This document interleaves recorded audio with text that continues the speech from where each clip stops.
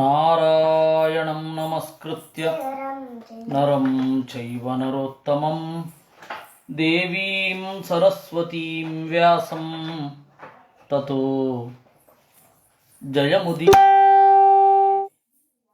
ವಿಜಾನತಾಂ ಅವಿತ್ತಸ್ಯ ಮಧ್ವಸ್ಯ ಜಗತಿ ಗುರೋಃ ಪೂರ್ವಾಚಾರ್ಯಮಹಿಷ್ಠಾನಾಂ ಇಯಂ ಪ್ರಣತಿಮಾಲಿಕಾ ಮಾತರ್ಮೇ ಮಾತರಿಶ್ವನ್ನ ಪಿತರತುಲಗುರೋ ಭ್ರಾತರಿಷ್ಟಾಪ್ತಬಂಧೋ ಸ್ವಾಮಿನ್ ಸರ್ವಾಂತರಾತ್ಮನ್ನ ಜರ ಜರಯಿತರ್ಜನ್ಮ ಮೃತ್ಯಾಮಯಾನಾಂ ಗೋವಿಂದೇ ದೇಹಿ ಭಕ್ತಿಂ ಭವತಿ ಚ ಭಗವನ್ನೂರ್ಜಿತಾಂ ನಿರ್ನಿಮಿತ್ತಾಂ ನಿರ್ವ್ಯಾಜಾಂ ನಿಶ್ಚಲಾಂ ಸದ್ಗುಣಗಣಬೃಹತೀಂ ಶಾಶ್ವತೀಂ ಆಶುದೇವ ದೃಷ್ಟ್ವಾ ಸಚೇತನಗಣಾನ್ ಜಠರೇ ಶಯಾನಾನ್ ಆನಂದಮಾತ್ರವಪುಷಃ ಶ್ರುತಿವಿಪ್ರಮುಕ್ತಾನ್ ಧ್ಯಾನಂಗತಾನ್ ಶ್ರುತಿಗತಾಂಶ್ಚ ಸುಷುಪ್ತಿ ಸಂಸ್ಥಾನ್ ಬ್ರಹ್ಮಾದಿಕಾನ್ ಕಲಿಪರಾನ್ ಮನುಜಾಂಸ್ತಥೈಕ್ಷತ್.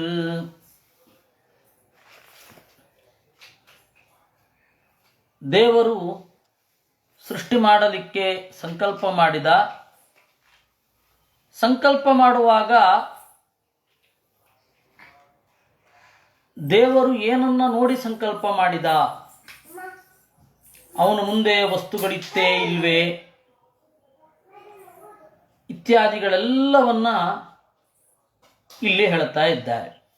ದೃಷ್ಟ್ವಾಸ ಚೇತನಗಣಾನ್ ಜಠರೇ ಶಯಾನಾನ್, ಅವನ ಹೊಟ್ಟೆಯೊಳಗಡೆ ಎಲ್ಲರೂ ಇದ್ದಾರೆ.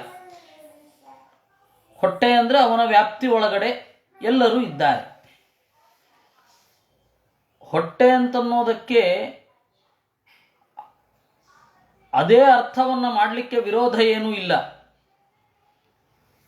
ಆ ಅರ್ಥ ಮಾಡಿದ ಮೇಲೂ ಕೂಡ ಭಾವ ಬರೋದದೇ, ಅವನ ನಿಯಂತ್ರಣದಲ್ಲಿರುವ ಅಂತಾನೆ ಅರ್ಥ.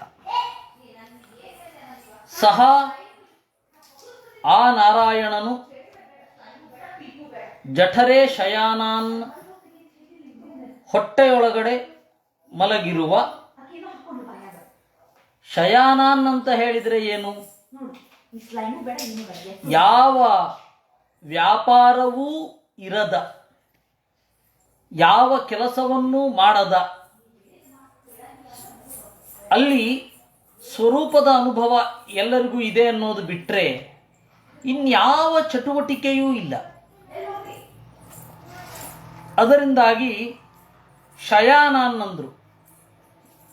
ಕೆಲವರು ಗಾಢವಾದ ನಿದ್ರೆಯನ್ನು ಹೊಂದಿದ್ದಾರೆ, ಕೆಲವರಿಗೆ ಆನಂದ ಇದೆ, ಆದರೆ ನಿದ್ರೆಯಂತೆ ಇದೆ. ಅದರಿಂದಾಗಿ ಜಠರೇ ಶಯಾನಾನ್ ಅಂದರು. ನಿದ್ರೆಯಂತೆ ಕೆಲವರಿದ್ದಾರೆ, ಕೆಲವರು ಗಾಢವಾದ ನಿದ್ರೆಯನ್ನು ಹೊಂದಿದ್ದಾರೆ. ಅವರನ್ನೇ ಯಾರ್ಯಾರಿದ್ರು ಅಂತ ಅನ್ನೋದನ್ನ ಹೇಳ್ತಾರೆ. ಆನಂದ ಮಾತ್ರ ವಪುಷಃ, ಲಿಂಗದೇಹ ಭಂಗವನ್ನು ಹೊಂದಿ ಆನಂದವೇ ಸ್ವರೂಪವಾಗಿರುವ ಜೀವರನ್ನು ನೋಡಿದ. ಇನ್ನು ಕೆಲವರು ಸಂಸಾರದಿಂದ ಮುಕ್ತರಾಗಲಿದ್ದಾರೆ, ಸಂಸಾರದಿಂದ ಮುಕ್ತರಾಗಿದ್ದಾರೆ. ಇನ್ನು ಕೆಲವರು ಸಂಸಾರದಿಂದ ಮುಕ್ತರಾಗಬೇಕಷ್ಟೆ ಇಂಥವರು. ಈ ನಡುವೆ ಧ್ಯಾನಂಗತಾನ್, ಧ್ಯಾನದಲ್ಲಿ ತೊಡಗಿದ್ದಾರೆ. ಇವರೆಲ್ಲರೂ ಶ್ರುತಿ ಮುಕ್ತರು, ಸಂಸಾರದಿಂದ ಮುಕ್ತರಾಗಿರುವವರು. ದೇವರು ಸೃಷ್ಟಿ ಮಾಡುವ ಮೊದಲೇನೆ, ಅನಾದಿ ಕಾಲದಿಂದ ಸೃಷ್ಟಿ ನಡೀತಾ ಇದೆ, ಈ ಎಲ್ಲ ಥರದವರು ಇದ್ದಾರೆ. ಶ್ರುತಿ ವಿಪ್ರಮುಕ್ತಾನ್ ಅಂತ ಇದೆಯಲ್ಲ, ಅದರಲ್ಲಿ ಕಲಿ ಮೊದಲಾದವರು ಇದ್ದಾರೆ. ಹೇಗೆ ಬ್ರಹ್ಮದೇವರು ಮುಕ್ತರಲ್ಲಿ ಅಗ್ರಗಣ್ಯರೋ ಹಾಗೆ ಕಲಿ ತಾಮಸರಲ್ಲಿ ಅಗ್ರಗಣ್ಯ. ಇವರಿಬ್ಬರೂ ಮುಕ್ತರಾಗಿದ್ದಾರೆ. ಇವನು ದುಃಖಿಗಳಲ್ಲಿ ಅಗ್ರಗಣ್ಯ, ಇವರು ಸುಖಿಗಳಲ್ಲಿ ಅಗ್ರಗಣ್ಯರು. ಬ್ರಹ್ಮಾದಿಕಾನ್ ಕಲಿಪರಾನ್, ಬ್ರಹ್ಮ ಒಂದು ತುದಿ, ಕಲಿ ಇನ್ನೊಂದು ತುದಿ, ಅವರಿಬ್ಬರ ನಡುವೆ ಇರುವ ಮನುಜರನ್ನೂ ನೋಡಿದ. ಅದರಲ್ಲಿಯೂ ಮತ್ತೆ ಪ್ರಭೇದ, ಶ್ರುತಿಗತಾನ್, ಸುಷುಪ್ತಿ ಸಂಸ್ಥಾನ್. ಹಾಗೆ ಸಂಸಾರದಲ್ಲಿ ಇರುವವರು, ಸಂಸಾರದಿಂದ ಬಿಡುಗಡೆಗೊಂಡವರು, ಈಗಾಗಲೇ ಬಿಡುಗಡೆಗೊಂಡವರು, ಬಿಡುಗಡೆಯಾಗಬೇಕಾಗಿರೋರು, ಎಲ್ಲ ಥರದ ಜೀವರನ್ನು ಕೂಡ ದೇವರು ನೋಡಿದ. ಯಾರಿಗೂ ಕೂಡ ಸ್ಥೂಲವಾದ ದೇಹ ಇಲ್ಲ. ಈಗ ಕೇವಲ ಆತ್ಮ ಇದೆ. ಜೀವಾತ್ಮರಿದ್ದಾರೆ. ಅವರಿಗೆ ಕೆಲವರಿಗೆ ಮನಸ್ಸು ಅಂಟಿಕೊಂಡಿದೆ, ಕೆಲವರಿಗೆ ಅಂಟಿಕೊಂಡಿಲ್ಲ. ಆ ತರಹದ ಸಂಗತಿ, ಆ ತರಹದ ನಟ್ಟ ನಡುವಣ ಸ್ಥಿತಿ. ಹಾಗೆ ದೇವರು ಆ ಅವಸ್ಥೆಯಲ್ಲಿ ಜೀವರನ್ನು ನೋಡಿದ. ಅಲ್ಲಿಂದ ಸೃಷ್ಟಿಯನ್ನು ನಾವು ಚಿಂತನೆ ಮಾಡಿಕೊಂಡು ಬರಬೇಕಾದದ್ದು. ಅದರಿಂದಾಗಿ ಈ ವಿಶೇಷಣಗಳು ಏನಿದೆ ಈ ಶ್ಲೋಕದಲ್ಲಿ, ಅದನ್ನು ಒಂದು ಕಡೆಯಿಂದ ಹೇಳ್ಕೊಂಡು ಬರಲಿಕ್ಕಾಗಲ್ಲ. ಆದರೂ ಪ್ರಯತ್ನ ಪಡ್ತೇನೆ. ಶ್ಲೋಕ ಹೀಗಿದೆ: ದೃಷ್ಟ್ವಾ ಸಚೇತನ ಗಣಾನ್ ಜಠರೇ ಶಯಾನಾನ್ ಆನಂದ ಮಾತ್ರ ವಪುಷಃ ಶ್ರುತಿ ವಿಪ್ರಮುಕ್ತಾನ್ ಧ್ಯಾನಂಗತಾನ್ ಶ್ರುತಿಗತಾಂಶ್ಚ ಸುಷುಪ್ತಿ ಸಂಸ್ಥಾನ್ ಬ್ರಹ್ಮಾದಿಕಾನ್ ಕಲಿಪರಾನ್ ಮನುಜಾನ್ ತಥೈಕ್ಷತ್. ಸಹ ಆ ನಾರಾಯಣನು ಜಠರೇ ಶಯಾನಾನ್, ಉದರದಲ್ಲಿ ಯಾವುದೇ ವ್ಯಾಪಾರವಿರದೆ ವಿಶ್ರಮಿಸುತ್ತಿರುವ, ಆನಂದ ಮಾತ್ರ ವಪುಷಃ, ಆನಂದವೇ ಮೈವೆತ್ತು ಬಂದ, ಶ್ರುತಿ ವಿಪ್ರಮುಕ್ತಾನ್, ಸಂಸಾರದಿಂದ ಬಿಡುಗಡೆಗೊಂಡ, ಧ್ಯಾನಂ ಗತಾನ್, ಬ್ರಹ್ಮಾದಿಗಳೆಲ್ಲ ಧ್ಯಾನದಲ್ಲಿ ಇದ್ದಾರೆ, ಸುಷುಪ್ತಿ ಸಂಸ್ಥಾನ್, ಗಾಢವಾದ ನಿದ್ರೆಯಲ್ಲಿ ಇದ್ದಾರೆ, ಎಲ್ಲ ಥರದ ಜೀವರೂ ಇದ್ದಾರೆ. ಬ್ರಹ್ಮಾದಿಕಾನ್ ಕಲಿಪರಾನ್ ಮನುಜಾನ್, ಬ್ರಹ್ಮದೇವರು ಮತ್ತೆ ಕಲಿಯೇ ಕೊನೆ. ಬ್ರಹ್ಮದೇವರು ಮೊದಲ ಪಾತಳಿಯಲ್ಲಿ ಬಂದರೆ ಕಲಿ ಕಡೆಯ ಪಾತಳಿಯಲ್ಲಿ ಬರ್ತಾನೆ. ಅವರಿಬ್ಬರ ನಡುವೆ ಇರುವ ಮನುಷ್ಯರನ್ನು ನೋಡಿದ. ಇದರ ಉದ್ದೇಶ ಆಚಾರ್ಯರು ಹೇಳೋದು, ದೇವರ ದೃಷ್ಟಿಯಲ್ಲಿ ಮನುಷ್ಯರು ಮಾತ್ರ ಇಲ್ಲ. ದೇವರ ಸೃಷ್ಟಿ ಏನಿದೆ ಅದು ಅತ್ಯಂತ ವಿಶಾಲವಾದದ್ದು. ಇದರಿಂದ ಅನೇಕ ಪ್ರಮೇಯಗಳಿದೆ. ಇದರಲ್ಲಿ ಒಂದು ಪ್ರಮೇಯವನ್ನು ಸ್ಥೂಲವಾಗಿ ಚಿಂತನೆ ಮಾಡೋದಾದರೆ, ನಾವು ಇವತ್ತು ಸೃಷ್ಟಿಯನ್ನು ಚಿಂತನೆ ಮಾಡಬೇಕಾದ್ರೆ ವಿಜ್ಞಾನಿಗಳು ಮನುಷ್ಯ ಕೇಂದ್ರಿತವಾಗಿ ಚಿಂತನೆ ಮಾಡ್ತಾ ಇದ್ದೇವೆ. ಅದರಿಂದಾಗಿ ಗೋಲಾಪಾಗಸ್ ದ್ವೀಪದಲ್ಲಿ ಏನೇನು ಸ್ಪೀಶೀಸ್ಗಳು ಕಂಡಿತು, ಮೂಲಭೂತವಾದ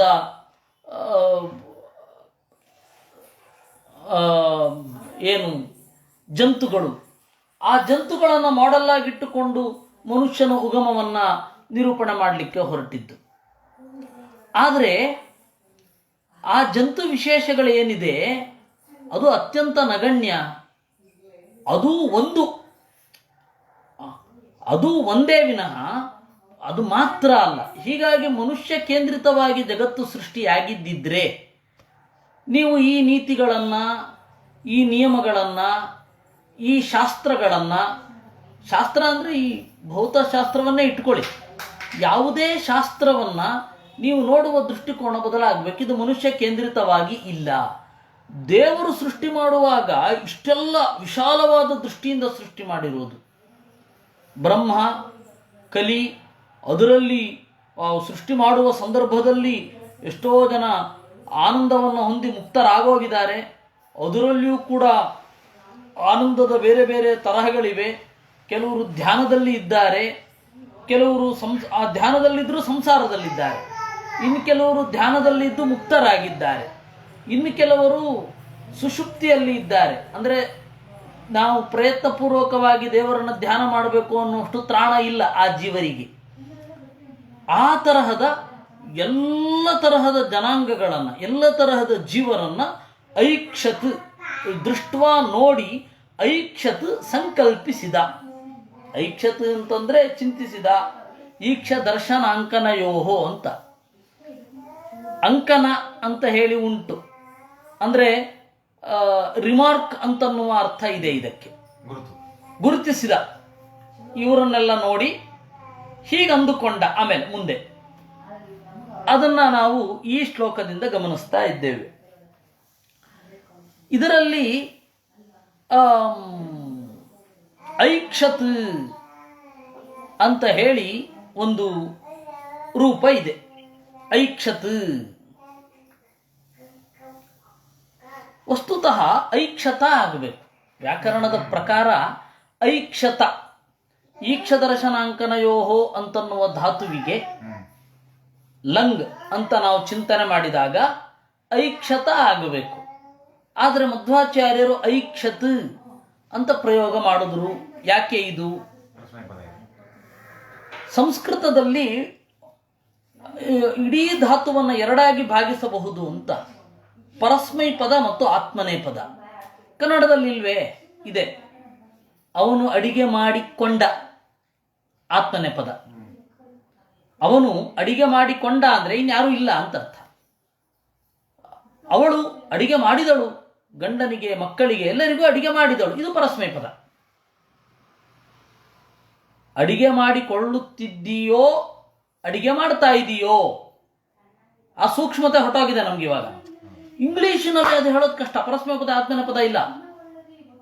I am cooking for my self ಅಂತ ಹೇಳಬೇಕು. ಇಷ್ಟು ಕಷ್ಟಪಡಬೇಕು. ಇದು ಕನ್ನಡದಲ್ಲಿ ಬಂದಿದ್ದು ಯಾಕೆ ಅಂದರೆ ಸಂಸ್ಕೃತದಲ್ಲಿದೆ ಅಂತ. ಸಂಸ್ಕೃತದಲ್ಲಿ ಆತ್ಮನೇ ಪದ ಮತ್ತು ಪರಸ್ಮೈ ಪದ ಯಾಕೆ? ತನಗಾಗಿ ಮಾಡ್ಕೊಳ್ಳೋದಿದ್ರೆ ಅದು ಆತ್ಮನೇ ಪದ, ಅವನು ತನಗೊಬ್ಬನಿಗೆ. ಬೇರೆಯವರಿಗೂ ಮಾಡೋದಿದ್ರೆ ಅದು ಪರಸ್ಮೈ ಪದ. ಸಂಸ್ಕೃತದ ರೀತಿಯಲ್ಲಿ ಈಕ್ಷದರ್ಶನಾಂಕನಯೋಹೋ ಅದು ಆತ್ಮನೇ ಪದ ಮಾತ್ರ ಇರೋದು, ಪರಸ್ಮೈ ಪದ ಇಲ್ಲ. ಅಂದರೆ ಪಾಣಿನಿಯ ಕಾಲದಲ್ಲಿ ಕೆಲವೊಂದು ಪರಿಷ್ಕಾರಗಳಾಯಿತು. ಆ ಪರಿಷ್ಕಾರಗಳಿಗೆ ಅನುಗುಣವಾಗಿ ಅದು ಎಲ್ಲ ಭಾಷೆಯಲ್ಲಿಯೂ ಹಂಗೆ ಪರಿಷ್ಕಾರ ಆಗ್ತಾನೆ ಇರುತ್ತೆ. ಪ್ರತಿಯೊಂದು ಭಾಷೆಯಲ್ಲಿಯೂ ಅದು ಆ ತರಹದ ಪರಿಷ್ಕಾರ ಆಗ್ತಾನೆ ಇರುತ್ತೆ. ಇವಾಗ ನೀವು ಇವತ್ತಿನ ಕಾಲದಲ್ಲಿಯೂ ಕೂಡ ಬೇರೆ ಬೇರೆ ರಾಜ್ಯದವರು ಬೇರೆ ಬೇರೆ ತರಹ ಸಂಸ್ಕೃತ ಮಾತನಾಡ್ತಾರೆ. ಸಂಸ್ಕೃತ ರಾಷ್ಟ್ರ ಭಾಷೆ ಯಾಕೆ ಅಂತ, ಸಂಸ್ಕೃತ ಮೃತ ಭಾಷೆ ಯಾಕೆ ಅಂದರೆ ಅಲ್ಲಿ ಆಡುನುಡಿಯೇ ಇಲ್ಲ ಅಂತ ಹೇಳಿ ಅಪಪ್ರಚಾರ ಮಾಡಿದ್ದಾರೆ. ಅದು ಬಹಳ ತಪ್ಪು. ನೀವು ಗಮನಿಸಿ, ಬೇರೆ ಬೇರೆ ಸಂಸ್ಕೃತ ರಾಜ್ಯಗಳಿಗೆ ಹೋಗಿ ಅಲ್ಲಿ ಬೇರೆ ಬೇರೆ ತರಹ ಮಾತನಾಡ್ತಾರೆ.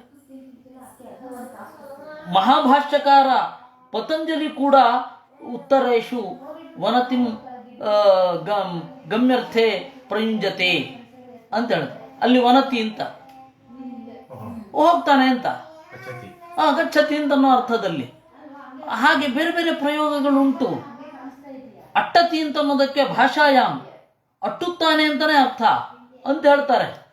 ಅದರಿಂದಾಗಿ ಆಯಾ ಪ್ರದೇಶದಲ್ಲಿ ಹಾಗೆ ಮಾತನಾಡೋದಿದೆ. ಯಾಕೆ ಹೇಳಬೇಕಾಯಿತು ಅಂತಂದರೆ, ಪಾಣಿನಿಯ ಕಾಲದಲ್ಲಿ ಒಂದು ಪರಿಷ್ಕಾರಕ್ಕೆ ಒಳಗಾಯಿತು. ಏನು ಪರಿಷ್ಕಾರ? ಕೆಲವೊಂದು ಪದಕ್ಕೆ ಆತ್ಮನೇ ಪದ ಇಲ್ಲ, ಕೆಲವೊಂದು ಪದಕ್ಕೆ ಆತ್ಮನೇ ಪದ ಮಾತ್ರ, ಕೆಲವೊಂದು ಪದಕ್ಕೆ ಪರಸ್ಮೈ ಪದ ಮಾತ್ರ ಅಂತನ್ನುವ ವಿಭಾಗ ಬಂದ್ಬಿಡಿತು. ಆ ಹಿನ್ನೆಲೆಯಲ್ಲಿ ಐಕ್ಷತ್ ಅಂತ ರೂಪ ಆಗಲ್ಲ, ಪರಸ್ಮೈ ಆತ್ಮನೇ ಪದ ಮಾತ್ರ ಇರೋದು, ಐಕ್ಷತ ಅಂತ. ಇಷ್ಟೆಲ್ಲ ಇರುವಾಗ ಆಚಾರ್ಯರು ಈ ಪಾಣಿನಿಗಿಂತ ಆಚಾರ್ಯ ನಂತರ ಬಂದವರು ಆ ಐಕ್ಷತ್ ಅಂತನ್ನುವ ರೂಪವನ್ನು ಹೆಂಗೆ ಪ್ರಯೋಗ ಮಾಡಿದ್ರು ಅಂತ ಎಲ್ಲರ ಆಕ್ಷೇಪ. ಅದಕ್ಕೆ ಒಂದು ನಾವು ಪ್ರಾಚೀನರನ್ನೆಲ್ಲ ನೋಡಿದಾಗ ಇದಕ್ಕೆ ಉತ್ತರ ಯಾವುದು ಬರಲಿಲ್ಲ. ನೀವು ಇಷ್ಟು ವ್ಯಾಖ್ಯಾನಗಳಿದೆ, ಬೇಕಾದ್ರೆ ತೆಗೆದು ನೋಡಿ. ಯಾವುದೇ ವ್ಯಾಖ್ಯಾನದಲ್ಲಿಯೂ ಈ ತರಹದ ಸಮಸ್ಯೆಗಳಿಗೆ ಉತ್ತರವೇ ಸಿಗಲಿಲ್ಲ ನಮಗೆ. ಯಾಕೆಂದ್ರೆ ಅದು ಪಾಣಿನಿಯ ಸೂತ್ರ ಪ್ರಕ್ರಿಯೆಯಲ್ಲಿ ಹೇಗಾದರೂ ಮಾಡಿ ಬರಬೇಕು ಅಂತ ಹೇಳಿ ಕೆಲವರು ಮಾಡಿದ್ದುಂಟು. ಆದರೆ ನಿರ್ಣಯ ಭಾವಚಂದ್ರಿಕಾಕಾರರು ಹೊಸ ದಾರಿಯನ್ನು ಹಿಡಿದರು. ಸರ್ವಸ್ಮಾದುಭಯಂ ಪದಂ ಇತಿ ಪ್ರಾಯ ಪ್ರಾಚೀನ ಗ್ರಂಥೇಶು ವೈವಕ್ಷಿಕಂ ಧಾತೂನಾಂ ಉಭಯ ಪದತ್ವಂ ಇಷ್ಯತೆ. ಪ್ರತಿಯೊಂದು ಧಾತು ಉಭಯ ಪದ ಅಲ್ವಾ? ಯಾವುದು ಬೇಕಾದರೂ ಕೂಡ ಸ್ವಾರ್ಥಕ್ಕಾಗಿ ಬಳಸಬಹುದು, ಯಾವುದನ್ನು ಬೇಕಾದರೂ ಬೇರೆಯವರಿಗಾಗಿ ಬಳಸಬಹುದು. ಅದು ನಮ್ಮ ಕೈನಲ್ಲಿ ಇರುವಂಥದ್ದು. ಅದು ಏನು ಬೇಕಾದ್ರೂ ಆಗಿರಲಿ. ನಾವು ಕನ್ನಡದಲ್ಲೇ ಅದು ಮಾಡ್ತೇವೆ.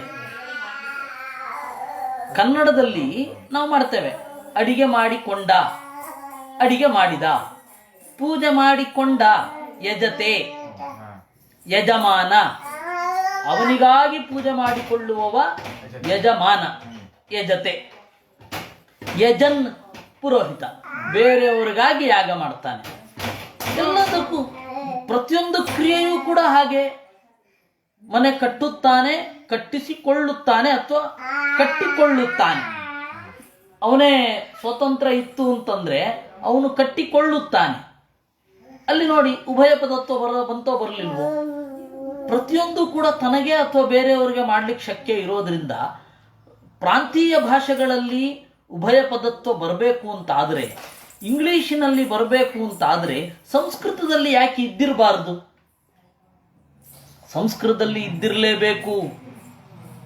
ಯಾಕೆಂದ್ರೆ ಸಂಸ್ಕೃತ ಇದೆ ಎಲ್ಲದಕ್ಕಿಂತ ಮುಂದುವರಿದ ಭಾಷೆ. ಒಂದು ಭಾಷೆ ಮುಂದುವರಿಯೋದು ಅಂದ್ರೆ ಹೊಸ ಪದಗಳ ನಾಮಕರಣ ಅಲ್ಲ, ಮೂಲ ಧಾತುವಿನಲ್ಲಿ ಎಷ್ಟು ಸಂಗತಿಗಳನ್ನು ಹೇಳ್ತೇವೆ ಅಂತನ್ನುವ ಶಕ್ತಿ, ಎಷ್ಟು ಭಾವಗಳನ್ನು ನಿಮಗೆ ಹೇಳಲಿಕ್ಕಾಗತ್ತೆ ಅನ್ನುವಂತಹ ಒಂದು ಸಾಮರ್ಥ್ಯ ಏನಿದೆ, ಆ ಸಾಮರ್ಥ್ಯವನ್ನು ಲೆಕ್ಕಕ್ಕಿಟ್ಕೊಂಡು ಭಾಷೆ ಇದು ಮಿಗಿಲು ಅಂತ ಹೇಳಬೇಕು. ಇವತ್ತು ಇಂಗ್ಲೀಷರನ್ನು ಕೇಳಿದ್ರೆ ಅಥವಾ ಬೇರೆ ಯಾರನ್ನಾದ್ರೂ ಲೆಫ್ಟಿಸ್ಟ್ಗಳನ್ನು ಕೇಳಿದ್ರೆ ಸಂಸ್ಕೃತ ಇಸ್ ಡೆಡ್ ಲ್ಯಾಂಗ್ವೇಜ್ ಅಂತ ಹಳೇದೇ ಹೇಳ್ತಾರೆ. ವಸ್ತುತಃ ಡೆಡ್ ಲ್ಯಾಂಗ್ವೇಜ್ ಅಲ್ಲ. ಅದರಲ್ಲಿಯೂ ದಿನಪತ್ರಿಕೆಗಳುಂಟು, ವಾರಪತ್ರಿಕೆಗಳುಂಟು, ಆಮೇಲೆ ಕಾದಂಬರಿಗಳು ಬರ್ತವೆ, ಎಲ್ಲವೂ ಬರ್ತವೆ. ಸಂಸ್ಕೃತವೂ ಒಂದು ಭಾಷೆಯೇ ತಾನೆ, ಎಲ್ಲವೂ ಬರ್ತಾ ಇವೆ. ಅಲ್ಲಿ ಇರೋದು ಏನು ಅಂದರೆ ಪ್ರಾದೇಶಿಕ ಭೇದವೂ ಇದೆ, ಅದೇ ಆಗಲೇ ಹೇಳಿದ ಹಾಗೆ. ಆಮೇಲೆ ಇದರಲ್ಲಿ ಇವಾಗ ಏನೇನು ಮೂಲಭೂತವಾದ ಕಲ್ಪನೆಗಳು, ಧಾತುವಿನ ಸ್ವರೂಪಗಳೆಲ್ಲ ಇದೆ, ಅದಕ್ಕಿಂತ ಹೆಚ್ಚು ವಿಸ್ತಾರವಾಗಿ ಸಂಸ್ಕೃತದಲ್ಲಿ ಇದೆ. ಅದರಿಂದಾಗಿ ಐಕ್ಷತ ಅಂತನ್ನೋದು ಪಾಣಿನಿಯ ಪ್ರಕಾರ ಇದೆ ಅಂದ ಮಾತ್ರಕ್ಕೆ ಇನ್ನೆಲ್ಲೂ ಇಲ್ಲ ಅಂತ ಹೇಳಬೇಡಿ. ಲಿಂಗ್ವಿಸ್ಟಿಕ್ ಗ್ರೋತ್ ಏನಿದೆ ಸಂಸ್ಕೃತದಲ್ಲಿ ಎಲ್ಲದಕ್ಕಿಂತ ಹೆಚ್ಚಿಗೆನೇ ಇದೆ. ಕಾಲಕ್ರಮೇಣ ಆ ಒಂದು ಪರಿಧಿಯನ್ನು ಮೊಟಕುಗೊಳಿಸಿರ್ತಾರೆ ಅಷ್ಟೇ. ಆ ಹಿನ್ನೆಲೆಯಲ್ಲಿ ಐಕ್ಷತ್ ಅಂತ ರೂಪ ಆಗತ್ತೆ. ಇನ್ನೂ ಬಾಣಿಯ ಪ್ರಕಾರ ಎಲ್ಲವೂ ಇರ್ತಾನೆ ಅಲ್ಲ, ಬಾಣಿಯ ಪ್ರಕಾರ ಕೂಡ ಎಲ್ಲ ಧಾತು ಕೂಡ ಇಲ್ಲ. ಪಾಣಿನಿಯ ಪ್ರಕಾರ ಎಲ್ಲ ಧಾತುಗಳು ಇಲ್ಲ. ಯಾವುದು ನೋಡಿ, ಇವಾಗ ಉದಾಹರಣೆಗೆ ಸ್ವರಿತಂಗಿತ ಕರ್ತೃಭಿಪ್ರಾಯೇ ಕ್ರಿಯಾಫಲಂ. ನಾನು ಯಾವುದನ್ನ ಸ್ವರಿತದಲ್ಲಿ ಹೇಳ್ತೇನೆ, ಯಾವುದನ್ನ ಞಿತ್ ನಕಾರ ಇತ್ತಾಗಿರುತ್ತೆ, ಅದನ್ನು ಮಾತ್ರ ಆತ್ಮನೇ ಪದ ಅಂತ ತಿಳಿದುಕೊಳ್ಳಿ. ಉಪದೇಶಾದೇವ ಜ್ಞಾತವ್ಯಾಹ ಧಾತುಪಾಠಾಹ ಅಂತ ಹೇಳ್ತಾನೆ. ಅದು ಪಾಣಿನಿಯ ಸೂತ್ರವನ್ನು ಹೆಂಗೆ ಹೇಳ್ತಾ ಇದ್ರಿ ಅಂತ ಗೊತ್ತಾಯ್ತು. ವೇದಕ್ಕೆ ಸ್ವರ ಹೇಳಲ್ವಲ್ಲ, ವೇದಕ್ಕೆ ಸ್ವರ ಹೇಳ್ತೀವಲ್ಲ, ಆ ಥರ ಹೇಳ್ಕೊಡೋರು ಇದ್ರಂತೆ. ವೃದ್ಧಿರಾದೈಚ್ ಅದೇ ಗುಣ ಹಂಗೆ. ಆದ್ರೆ ಅದು ವ್ಯರ್ಥ, ಅದು ವ್ಯರ್ಥ. ಆದ್ರೆ ಅಲ್ಲಲ್ಲ, ಪುಣ್ಯಕರ ಅದು ಹೋಯ್ತದು. ಪುಣ್ಯಕರ ಅಲ್ಲ ಬಿಡಿ, ಪುಣ್ಯಕರ ಅನ್ನೋದ್ರ ಬಗ್ಗೆ ನಾವು ಯೋಚನೆ ಮಾಡ್ತಾ ಇಲ್ಲ. ಈ ಧಾತು ಆತ್ಮನೇ ಪದ ಅಂತ ತಿಳ್ಕೊಳ್ಬೇಕು ಅಂತ ಹೇಳಿದ್ರೆ ಞಿತ್ತಾಗಿರ್ಬೇಕು ಅಂತ ಹೇಳಿದ ಮೇಲೆ ಸ್ವರಿತ ಇಲ್ಲದೆ ಹೋದ್ರೂ ನಡೆಯುತ್ತೆ ಕೆಲವೊಂದು ಕಡೆ ಅಷ್ಟೇ. ಕೆಲವೊಂದು ಕಡೆ ಞಿತ್ತಾಗಿರಲ್ಲ, ಆದರೆ ಆತ್ಮನೇ ಪದ ಆಗತ್ತೆ. ಗಚ್ಚ ಇದು ಗಮಧಾತು ಇದೆ, ಗಮಲ್ಗತ ಅಂತಿದೆ, ಅಲ್ಲಿ ನಕಾರ ಇತ್ತಾಗಿಲ್ಲ. ಪಾರಿಭಾಷಿಕವಾಗಿ ಹೇಳ್ಬೇಕಷ್ಟೆ. ಅಲ್ಲಿ ಗಚ್ಚತೆ ಅಂತ ರೂಪ ಆಗಲ್ವಾ, ಗಮ್ಯತೆ ಅಂತ ಹೇಳಿ ಕರ್ಮಣಿ ಆಗಲ್ವಾ? ಆಗತ್ತೆ. ಉದ್ದೇಶ ಇಷ್ಟೇ. ಈಗ ನಾವು ಮತ್ತೆ ಇಲ್ಲಿಗೆ ಬರೋದಾದ್ರೆ ಆತ್ಮನೇ ಪದ ಮತ್ತೆ ಇದು ಪರಸ್ಮೈ ಪದ ಎರಡೂ ಕೂಡ ಧಾತುವಿಗೆ ಇರುತ್ತೆ. ಎಲ್ಲ ಭಾಷೆಯಲ್ಲಿಯೂ ಇದೆ, ಸಂಸ್ಕೃತಕ್ಕೇನು ಕೋಡೇನಿಲ್ಲ, ಎಲ್ಲ ಭಾಷೆಯಲ್ಲಿಯೂ ಇದೆ ಆತ್ಮನೇ ಪದ ಮತ್ತೆ ಪರಸ್ಮೈ ಪದ. ದೇವರು ತನ್ನ ಜಠರದೊಳಗಡೆ ಸಂದಣಿಸಿರುವ ಜೀವರನ್ನ ನೋಡಿದ. ನೋಡಿಕೊಂಡ ಅಲ್ಲ, ನೋಡಿದ. ಯಾಕೆ ಅಂದ್ರೆ ಅವರಿಗಾಗಿ ನೋಡಿದ್ದು. ಅದನ್ನ ಪರಸ್ಮೈ ಪದದಲ್ಲಿ ಹೇಳಬೇಕು ಅಂತ. ಅದಕ್ಕೆ ಹೇಳ್ತಾರೆ, ತನಗಾಗಿ ನೋಡಿಕೊಳ್ಳಲಿಲ್ಲ, ಅವನಿಗೆ ಯಾವ ಪ್ರಯೋಜನವೂ ಇಲ್ಲ ಸೃಷ್ಟಿ ಮಾಡೋದ್ರಿಂದ.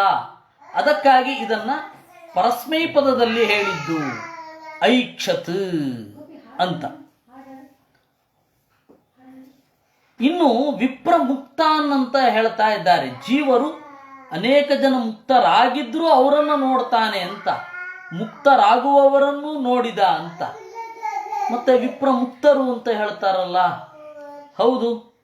ಯೇಷತ್ತು ನಿಶ್ಚಿತಂ ಯತ್ತತ್ ಅತೀತತ್ವೇನ ಭಣ್ಯತೆ. ಅಲ್ಲ, ಸುಷುಪ್ತಿ ಸಂಸ್ಥಾನ್ ಬ್ರಹ್ಮಾದಿಕಾನ್ ಅಂತ ಹೇಳ್ತೀರ ನೋಡಿ. ಧ್ಯಾನಂಗತಾನ್ ಶ್ರುತಿಗತಾಂಶ್ಚ ಸುಷುಪ್ತಿ ಸಂಸ್ಥಾನ್ ಬ್ರಹ್ಮಾದಿಕಾನ್ ಅಂತ. ಬ್ರಹ್ಮಾದಿಗಳೆಲ್ಲ ಸುಷುಪ್ತಿಯಲ್ಲಿ ಇದ್ರು. ಆಮೇಲೆ ನೀವೇ ಸ್ತೋತ್ರ ಮಾಡ್ತೀರಾ, ಪ್ರಳಯೇಪಿ ಪ್ರತಿಭಾತ ಪರಾವರಹ. ಪ್ರಳಯ ಕಾಲದಲ್ಲಿಯೂ ಕೂಡ ಕೆಳಗಿನದ್ದು ಮೇಲ್ಗಡೆಯದ್ದು ಎಲ್ಲವೂ ಇತ್ತು, ಅರಿವಿತ್ತು ಅವನಿಗೆ ಅಂತ. ಪ್ರಳಯೇಪಿ ಪ್ರತಿಭಾತ ಪರಾವರಹ ಅಂತ ಮುಖ್ಯ ಪ್ರಾಣನ ಬಗ್ಗೆ ಹೇಳ್ತೀರಾ. ವಿರೋಧ ಆಗಲ್ವಾ? ಇಲ್ಲ, ವಿರೋಧ ಏನಾಗಲ್ಲ.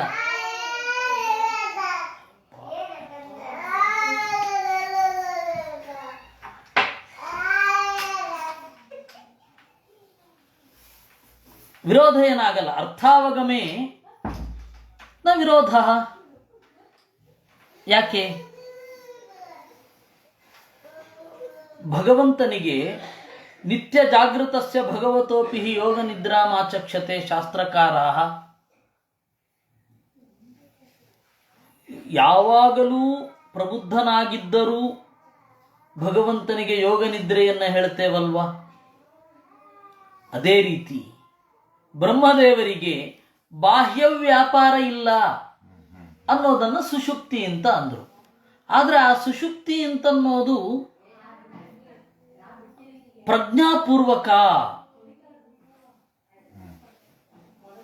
ಪ್ರಜ್ಞಾಪೂರ್ವಕವಾದ ಸುಷುಪ್ತಿ ಅನ್ನೋದನ್ನ ಇವಾಗ ನಮ್ಗೆಲ್ಲ ಸುಷುಪ್ತಿ ಅಂದ್ರೆ ಹೇಗೆ? ಸ್ವಾತ್ಮ ತಮೋವಿನ ನಮ್ಮ ಒಳಗಡೆ ಇರುವ ಅಜ್ಞಾನದ ಪ್ರದರ್ಶನವೂ ಹೌದು. ಮತ್ತೆ ನಮಗೆ ಇದು ಏನು ಗೊತ್ತಿಲ್ಲ. ಹೊರಗಡೆ ಜಾಗೃತ ಅವಸ್ಥೆಯಲ್ಲಿ ನಾವು ಹೊಂದಿರುವ ಶರೀರ ಮೊದಲಾದ ಯಾವುದರ ಸಂಪರ್ಕವು ನಮಗೆ ನಿಜವಾಗಿಯೂ ಇಲ್ಲ ಅನ್ನೋದರ ನಿರ್ಲಿಪ್ತಿ. ಈ ಎರಡು ನಿದ್ರೆಯ ಪಾಠ ಅಂತ ಉಪನಿಷತ್ತುಗಳು ಹೇಳ್ತವೆ. ನಮ್ದೇನು ಅಂದರೆ ನಮ್ಮ ಬಗ್ಗೆನೂ ನಮಗೆ ಗೊತ್ತಿಲ್ಲ. ಸ್ವಾತ್ಮತಮಃ ಅಂತ ಅದನ್ನು ನಿರೂಪಣೆ ಮಾಡ್ತಾರೆ. ದೇವರಿಗಾಗುವಾಗ, ಇದು ಬ್ರಹ್ಮದೇವರಿಗಾಗುವಾಗ, ಮುಖ್ಯ ಪ್ರಾಣನಿಗಾಗುವಾಗ ಸ್ವಾತ್ಮತಮಃ ಇಲ್ಲ. ಯಾಕೆಂದ್ರೆ ಅವ್ರಿಗೆ ತಮ್ಮ ಸ್ವರೂಪ ಗೊತ್ತಾಗಿದೆ, ದೇವರನ್ನು ನೋಡಿದ್ದಾರೆ. ಆಮೇಲೆ ಹೊರಗಡೆ ವ್ಯಾಪಾರ ಮಾಡಲಿಕ್ಕೆ ಇಲ್ಲ, ಏನಿಲ್ವೇ ಇಲ್ಲ. ಈ ಹಿನ್ನೆಲೆಯಿಂದ ಬಾಹ್ಯ ವ್ಯಾಪಾರ ಇಲ್ಲ ಅಷ್ಟೇ. ಅದನ್ನ ಸುಷುಪ್ತಿ ಅಂತ ಹೇಳುದು. ಹೀಗಾಗಿ ವಿರೋಧ ಬರಲಿಲ್ಲ. ಇನ್ನು ಕೆಲವರು ಇದನ್ನ ಕೂಡಿಸಲಿಕ್ಕೆ ಬ್ರಹ್ಮ ಮೊದಲಾದವರು ಬ್ರಹ್ಮನನ್ನು ಬಿಟ್ಟು ಅಂತ ಅರ್ಥ ಮಾಡ್ತಾರೆ. ಇವಾಗ ಬ್ರಹ್ಮನಿಂದ ಹುಟ್ಟಿದವರು ಅಂತ ಇನ್ನು ಕೆಲವರು ಅರ್ಥ ಮಾಡ್ತಾರೆ. ಅಷ್ಟೆಲ್ಲ ಅರ್ಥ ಮಾಡಬೇಕಾಗಿಲ್ಲ, ಸರಳವಾಗಿ ಕೂಡಿಸ್ಲಿಕ್ಕೆ ಬರುತ್ತೆ. ಅದರ ಸ್ಪಿರಿಟ್ ಅನ್ನು ತಿಳಿದುಕೊಂಡ್ರೆ ಆಯ್ತು. ಸುಷುಪ್ತಿ ಅಂದ್ರೆ ಏನು? ಸುಷುಪ್ತಿ ಅಂತಂದ್ರೆ ಬಾಹ್ಯ ವ್ಯಾಪಾರ ಇಲ್ಲದೆ ಇರುವುದು, ಬಾಹ್ಯ ಶರೀರದ ಜೊತೆಗೆ ಸಂಪರ್ಕ ಇದೆ ಅಂತ ಇಲ್ಲದೆ ಇರುವುದು, ಇಷ್ಟೇ. ಒಳಗಡೆ ಆನಂದದ ಅನುಭವಿಸುವಿಕೆ ಇರುತ್ತಲ್ಲ, ಅದು ಪ್ರಜ್ಞಾಪೂರ್ವಕವಾಗಿದ್ರೂ ಅದು ಸುಷುಪ್ತಿಯೇ, ಪ್ರಳಯ ಕಾಲದ ಅವಸ್ಥೆಯಲ್ಲಿ ಮಾತ್ರ. ಅದಕ್ಕೆ ಧ್ಯಾನಂಗತಾನ್ ಅಂತಂದು.